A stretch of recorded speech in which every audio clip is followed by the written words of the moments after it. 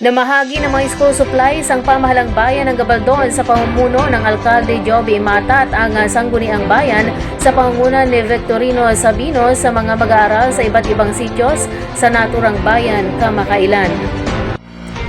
Kinabibilangan ng notebooks, lapis, ballpen, bags at iba pang pangunahing kailangan ng mga estudyante sa pag-aaral ang ipinamigay. Layunin nitong matulungan ang mga magulang sa gastusin ngayong pasukan at ang suportahan ang edukasyon ng mga kabataang Gabaldonian upang makapag-aral hanggang sa maabot ang kani-kanilang pangarap.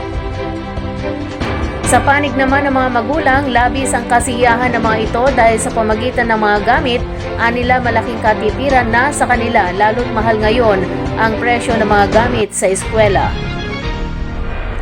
Iisa naman ang hangarin ng mga namumuno sa bayan na makapag-aral ang mga kabataan dahil ang edukasyon ay susian nila sa magandang kinabukasan.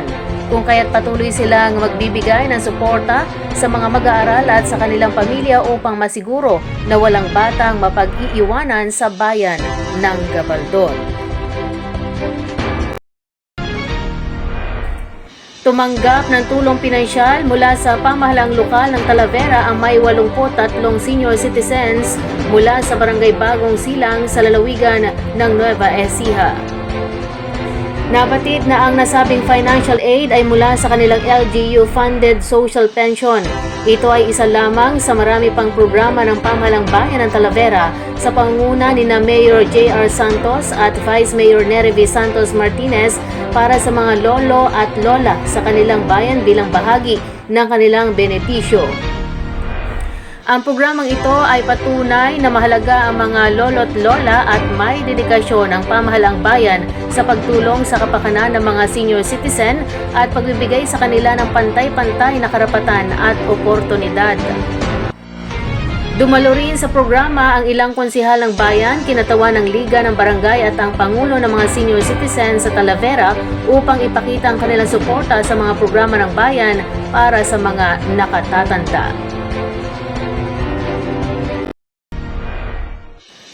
Ipinamahagi ang tulong pinansyal ng lokal na pamahalaan ng San Jose para sa mga indigent senior citizens sa lungsod na may edad 75 to 90 kamakailan.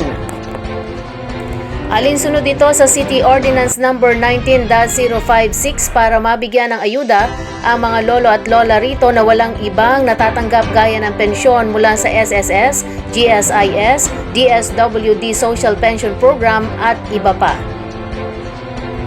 Isinagawa ang pamamahagi ng tulong pinansyal sa Pag-asa Sports Complex sa pangunguna ni Mayor Cocoy at Vice Mayor Ali Salvador.